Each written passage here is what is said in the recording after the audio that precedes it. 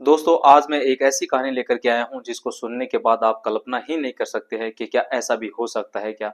तो यह कहानी गुजरात के एक छोटे से गांव की है। इसी गांव की एक महिला होती है जिसकी उम्र दोस्तों लगभग 24 साल के आसपास होती है। और इसका जो ससुर होता है जिसका नाम रामलाल होता है, जिसकी उम्र लगभग दोस्तों 46 साल के आसपास होती है। दोस्तों साक्षी नाम एक महिला का यानी उसके बेटे की बहू होती है, जिसकी शादी को दोस्तों 6 से 7 साल के आसपास हो जाते हैं। और फिर साक्षी की जो सास होती है वो दोस्तों काफी पहले यानी इस दुनिया से अलविदा हो चुकी थी, यानी निधन हो चुका था। साक्षी का जो पति होता था वो जो मुंबई में एक प्राइवेट फैक्ट्री में काम कर रहा होता है। दोस्तों लगभग 8-10 महीने के बाद ही वो घर आया करता था। साक्षी अपने ससुराल रामलाल के साथ जो है घर पर अकेले ही रहती थी, लेकिन कुछ दिनों के बाद इस परिवार में ऐसा कुछ होता है जिससे पूरे गांव की नींद उड़ जाती है, होश बेहोश हो जाते हैं। आइए दोस्तों अब जानते हैं इस पूरी कहानी को इसी वीडियो के माध्यम से। मैं आपसे सभी से एक छोटी सी रिक्वेस्ट करूंगा कि इस वीडियो को शुरू से लेकर आखिर तक जरूर देखिएगा, जरूर सुनिएगा, क्योंकि कहानी जैसे जैसे आगे बढ़ेगी इसमें कई ऐसे मोड़ आने वाले हैं जिन्हें सुनकर आप भी हैरान दंग रह जाएंगे।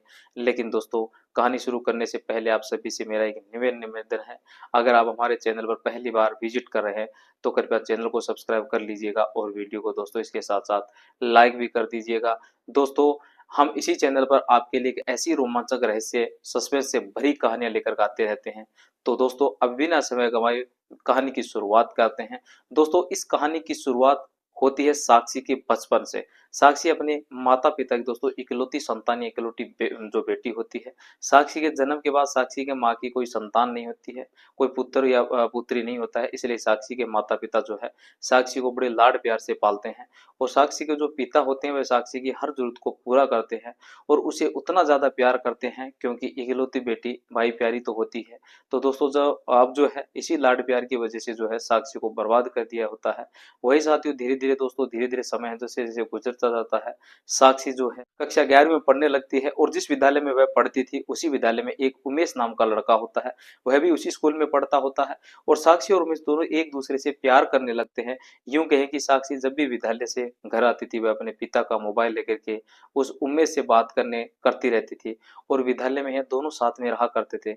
दरअसल दोस्तों एक दिन साक्षी अपने पिता के मोबाइल से उमेश से बात कर रही होती है और उनका जो जो पति होता है वह घर आ जाता है और मोबाइल लेता है और साक्षी से पूछता है कि किसी से बात कर रही थी। जब वो जो साक्षी के पास कोई जवाब नहीं होता है दोस्तों और वह बताती है, वह कुछ बताती नहीं है, तो उसके पिता होते हैं वह साक्षी का जो काफी डांटते हैं और उसे मारने लगते हैं। तभी साथियों जो साक्षी होती है वह गुस्से में आ जाती है और उसी दिन यह फैसला ले लेती है कि अब इस घर में नहीं रहना है, वह उमेश के साथ ही रहेगी। अपना घर जो है छोड़ करके उमेश के साथ भाग जाती है दोस्तों। वहीं साथियों कुछ दिनों के बाद जो साक्षी होती है वह फिर से अपने पिता का मोबाइल लेकर के जो है अपने जो है पिता का मोबाइल लेकर के फोन पर बातें कर रही थी और उसका पिता जो है चुप करके से सुन रहा होता है। वह जो फिर है साक्षी के पास जाता है और मोबाइल छीनने लगता है और साक्षी को डांटने लगता है, उसे मारने लगता है और फिर दोस्तों उसको थोड़ा बहुत समझा फुलझा देता है। अगर आज के बाद किसी लड़के से फोन पर बात करेगी तो उससे बुरा यानी मेरे से बुरा कोई नहीं होगा। दोस्तों साक्षी को यह सुन करके बहुत बुरा लगता है।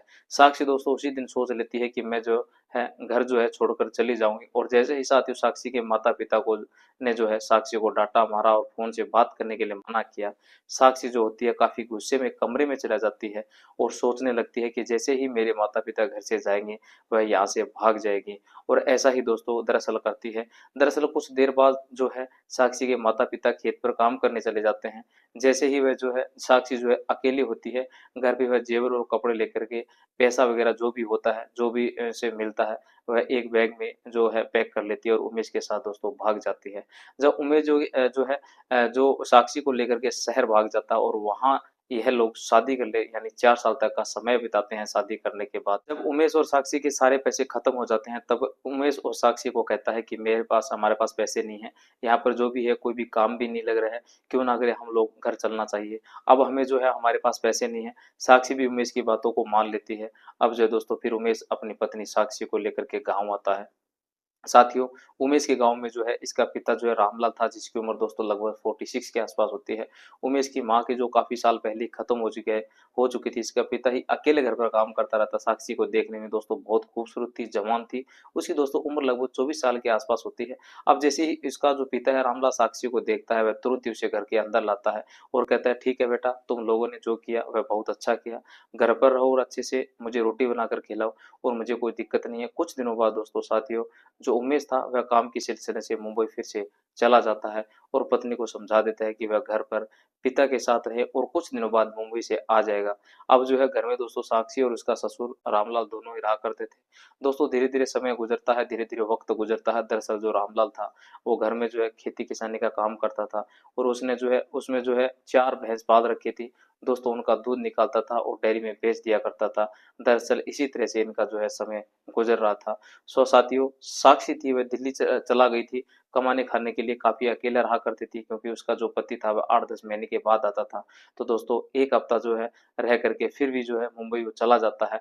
अब धीरे-धीरे साक्षी को काफ़ी अकेलापन महसूस होने लगता है। रात में जो उसे नींद नहीं आती थी। दरअसल साथियों जो उसका ससुर था वह दिन भर जो है खेती-बाड़ी का काम करता था और भैंसों को जो है चारा-पानी करता था।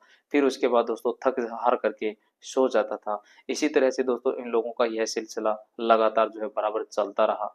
लेकिन एक दिन दोस्तों साक्षी को रात में नींद नहीं आ रही थी और वह रात के समय में अपने कमरे से बाहर निकलती है और देखती है कि उसका जो ससुर है वह चारपाई पर भी नहीं है। वह जो है चारपाई पर था ही नहीं क्योंकि यह चारपाई पर लेटता है रोज। आज वो चारपाई पे भी नहीं है। वो कहाँ है और वह तुरंत ही घर के चारों तरफ जो है ससुर को ढूंढने लगती है लेकिन उसका ससुर उसे दिखाई नहीं देता है। फिर साक्षी जो थी वो बेहद ज्यादा परेशान हो जाती है। आखिर आधी रात में उसका जो ससुर है वो कहाँ चला गया। तभी साथियों जो साक्षी थी वह भैंस की बाड़े की तरफ चली जाती है और जैसे ही बाड़े की तरफ पहुंचती है तो देखती है उसका जो ससुर है वह बिल्कुल एकदम जो है कोई कपड़े नहीं पहने हुए थे और दोस्तों जो भैंस है उसी के साथ जो है गलत काम कर रहा था, घिनौना हरकतें कर रहा था। दरअसल यह सब देख के साक्षी के पैरों के नीचे दोस्तों जमीन खिसक जाती है और साक्षी भी कुछ नहीं बोलती है। उसका जो ससुर जो कुछ कर रहा था वह यह सब कुछ देख रही थी और कुछ देर बाद दोस्तों जैसे ही उसके ससुर की निगाह यानी साक्षी की तरफ जो है पड़ती है वो जो है अपने कपड़े वगैरह लेकर के जो शरीर को ढकने लगता है और वह कहने लगा कि अरे बहू तुम यहाँ क्या कर रही हो और तुम यहाँ क्या करने आई हो, किस लिए आई हो। तभी जो है साक्षी अपने ससुर से कहती है ससुर जी आप बताइए आखिर आप जो है यहाँ पे क्या कर रहे हैं और यह भैंस के साथ क्या हो रहा है। गलत काम कर दरअसल साथियों जो साक्षी का ससुर था वह तुरंत ही कपड़े पहनता है और अपने बहू से कहने लगता है कि बहू मुझे माफ कर दो, मुझसे गलती हो गई है और इसके बारे में तुम किसी से मत बताना, किसी को मत बोलना, खास करके अपने पति को यह बात मत बताना, नहीं तो मेरी बड़ी बदनामी हो जाएगी। और तुम जानती हो कि तुम्हारे सास को मरे हुए काफी साल बीत चुके हैं, मैं अकेला हूँ और मैं किसी से यह बात भी नहीं कर सकता, इसलिए मैं अपनी जरूरतों को इस जानवरों के साथ पूरा कर रहा हूँ। वही साथियों जो साक्षी का ससुर था वह जब बार बार साक्षी से रिक्वेस्ट करने लगा कि मुझे माफ कर दो और इसके बारे में तुम किसी से मत बताना तो मेरी बेइज्जती हो जाएगी जो है और मेरा बेटा क्या सोचेगा, क्या कहेगा। तुम तो जानती ही हो आखिर मैं करूँ तो क्या करूँ। कुछ भी हो जो भी कुछ हो मेरी जरूरत होती है तुम सब जानती हो। वही साथियों जो साक्षी थी जब अपने ससुर की ये सारी बातें सुन लेती है तो वह कहने लगती है कि आपको एक बार मुझे बताना चाहिए था। जिस तरह आप परेशान हैं उसी तरह मैं भी आपके बेटे के लिए परेशान हूँ क्योंकि वह 8-10 महीने से घर से बाहर है और दोस्तों 1 हफ्ते में जो है साथ समय बिताने के बाद जो है वह मुझे छोड़ करके चले जाते हैं और मैं भी जो है किसी तरह से जो है अपने अकेलापन को जो है जीवन यापन सही ढंग से नहीं कर पा रही हूँ। मुझे भी रात भर नींद नहीं आती है, बड़ी बेचैनी रहती है। मैं भी करवट बदल बदल के जो है अपनी रातें को काटती हूँ। लेकिन उसका ससुर कहता है कि इसके बारे में बहू किसी को मत बताना। फिर से दोहराता है यह बात, मैं यह सब नहीं करूँगा। तभी साक्षी कहती है ठीक है, एक शर्त पर मैं किसी से नहीं बताऊँगी। अगर तुम जो इस भैंस के साथ कर रहे हो वही काम तुम मेरे साथ करोगे तो मैं किसी को नहीं बताऊँगी क्योंकि तुम्हारा बेटा जो है मुझसे दूर रहता है और 8-10 महीने के बाद ही घर पे आता है और मैं अकेली रहती हूँ। अब तुम मेरी जो है आज से ज़रूरत है वो पूरी करो, तभी मैं तुम्हारे बेटे से यह सब कुछ जो है नहीं बताऊँगी। नहीं तो अगर तुम नहीं करोगे तो मैं बता दूँगी। अब जो है दोस्तों वह अपने ससुर को हाथ पकड़ देती है और कहती है कि आप मेरे साथ मेरे कमरे में चलिए। ससुर जी कुछ नहीं बोलते हैं। दरअसल दोस्तों वह अपनी बहू के साथ ही उसके कमरे में जाते हैं और फिर बहू एक-एक करके जो है अपने जो है वस्त्र वगैरह होते हैं वो निकालती है और फिर जो है ससुर होता है दरअसल 40-45 साल का होता है दोस्तों, जो आपने कल्पना भी की थी। और दोस्तों साक्षी की जो उम्र होती है वह 24 साल की थी। यानी बहू ने सोचा जब बेटा कुछ नहीं कर पाता है तो बाप आखिर क्या कर लेगा। वही साथी जो ससुर था यह हमेशा जो है दूध का कारोबार था, दूध वगैरह पीता था, घी वगैरह खाता था और जो है अच्छी डाइट लेता था क्योंकि गाँव में जानते ही हो लोग सब कुछ प्योर रहता है। तो वो जो है अपने शरीर को काफ़ी मेंटेन करके रखा हुआ था। जैसे ही दोस्तों साक्षी को पकड़ता है, बाहों में भरता है और फिर ज़बरदस्त तरीके से उसके साथ जो है गलत काम करना शुरू कर देता है। साक्षी वह 1.5-2 घंटे तक नहीं छोड़ता है। दरअसल साक्षी को पहली बार यह महसूस होता है दोस्तों कि किसी मर्द के साथ उसने जो है किसी मर्द के साथ उसका पाला पड़ा हुआ है। पहली बार इतना दर्द महसूस हुआ था दोस्तों साक्षी अपने ससुर से बेहद ही खुश हो जाती है और वह सोच लेती है कि आज के बाद ये अपने ससुर के साथ कभी नहीं छोड़ेगी। वहीं साथियों फिर इसी दिन से जो है इन लोगों का यह सिलसिला बराबर यानी लगातार चलता रहता है। अब साक्षी और ससुर का दिन रात जो है यह मामला चल रहा था। अब जब दोस्तों इन्हें दिन में समय मिलता और जब इनमें रात को समय मिलता तब ये लोग अपना बराबर जो है काम करते हैं। एक दूसरे के साथ रहते थे, गलत काम करते थे। वही सातों के दिन साक्षी अपने ससुर के साथ आंगन में ही अपना कर रही होती है। दरअसल दरवाजा खुला था और उसी के पड़ोस की एक महिला कुछ लेने के लिए उसके घर पर आती है। और जैसे ही वह दोस्तों दरवाजा खुला रहता है तो वह तुरंत अंदर घुस जाती है और देखती है कि साक्षी और उसका जो ससुर है दोनों एकदम ऐसे ही जो असली हरकतों में थे।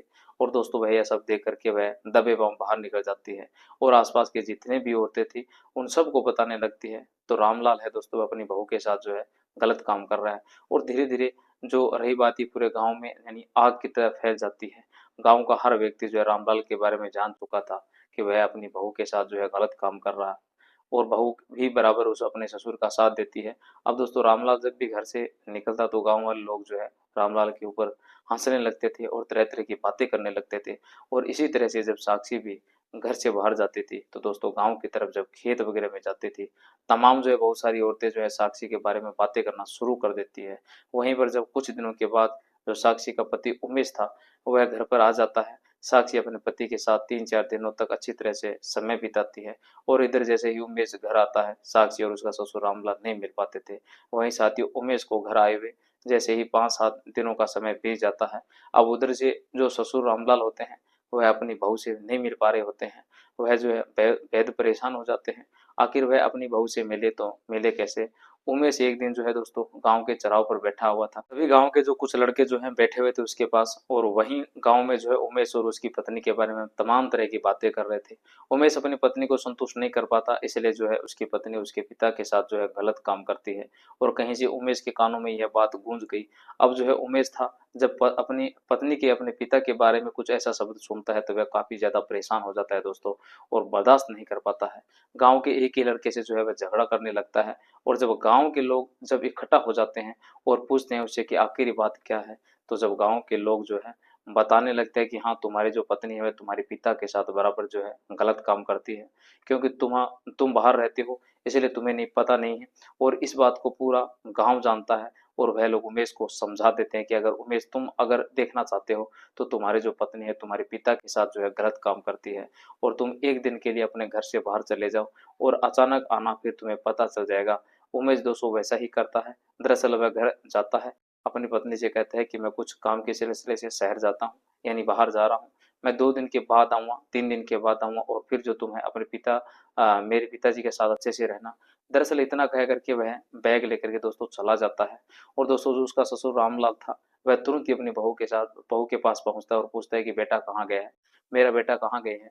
तो उमेश फिर उसके पास साक्षी बता देती है कि वह शहर गए हैं 4-5 दिन के बाद आएंगे। इतना सुनते ही तो दोस्तों रामलाल था वह तुरंत ही अपनी पत्नी बहू को जो है कमरे में ले जाता है और उसके साथ गलत काम शुरू कर देता है। वही साथियों जैसे ही शाम होती है अब इधर जो साक्षी थी उसका जो ससुर होता है यह जानते थे कि रात में कोई नहीं आएगा इसलिए दोनों पति पत्नी की तरह एक बेड पर दोस्तों लेटे हुए थे। अब इधर जो है रात हो चुकी और उमेश रात के समय ही अचानक घर पर आता है और घर आकर के देखा तो घर के अंदर से लाख लगा हुआ था। वह तुरंत ही घर के ऊपर सीढ़ी सी छत से जो है नीचे जाता है।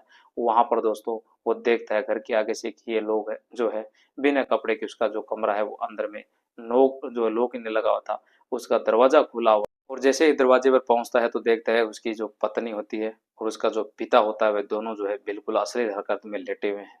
दरअसल यह सब देख करके वह बेहद परेशान हो जाता है और फिर जो है वहीं अपनी पत्नी और पिता को डांटने लगता है चिल्लाने लगता है। तभी जो उसकी पत्नी होती है वह अपने पति के पैरों में गिर जाती है और माफी मांगने लगती है और कहती है कि मुझसे बहुत बड़ी गलती हो गई है। उसके पिता ने भी इसको जो है तुम्हारे पिता ने मुझे बहका दिया है और मैं उसके बहकाव में आ गई हूँ और मुझे एक ऐसा कदम नहीं उठाना चाहिए था। जो उमेश था वह अपनी पत्नी को डांटता है मारता है और पिता को भी दोस्तों डांटता है। लेकिन दोस्तों अब जो पिता था वह तो घर से बाहर चला जाता है। लेकिन वहीं जो है उमेश की पत्नी साक्षी थी वह लव मैरिज की हुई थी। वह भाग करके उमेश से शादी की थी लेकिन फिर भी दोस्तों उमेश को छोड़ करके वह दूसरे के साथ जो है अपना गलत काम कर रही थी। उमेश यह सब कुछ बर्दाश्त नहीं कर पाया। वह बार बार जब साक्षी माफी मांगती है कि यह सब दोबारा नहीं करोगे तभी जो है उमेश था वह अपनी पत्नी को माफ कर देता है। फिर साथ ही जो उमेश था पत्नी को माफ कर देता है, लेकिन अपने पिता को जो है, पिता का जो घर होता है वह छोड़ करके अपनी पत्नी को लेकर दोस्तों वापस मुंबई चला जाता है कमाने खाने के लिए, और वहीं पर दोस्तों कमरा लेकर अपना जीवन यापन करने लगता है। तो दोस्तों ये थी आज की कहानी, और साथियों आपको क्या लगता है कि जो साक्षी और उमेश की कहानी, जिन्होंने लव मैरिज की थी, भाग करके शादी की थी, और जो है उसके बाद उन्हें उनके साथ ऐसी घटना हो गई, तो दोस्तों आपको क्या लगता है और इस कहानी से आपको क्या सीख मिलती है, ये हमें कमेंट करके ज़रूर बताइए दोस्तों। और अगर आपने अभी तक हमारे चैनल को सब्सक्राइब नहीं किया है तो दोस्तों चैनल को सब्सक्राइब करना जरूर करना, बेल आइकन को भी ऑन करना, ताकि आगे आने वाली जो भी बेहद इंटरेस्टिंग वीडियो होगी वो आपके सामने पेश होगी। तो दोस्तों ये भरपूर कहानियां रोज इसी चैनल के माध्यम पर जो है माध्यम से लेकर आते रहेंगे। आज के लिए बस इतना ही, हम लोग कल फिर मिलेंगे एक नई कहानी के साथ। तब तक के लिए जय हिंद, जय भारत।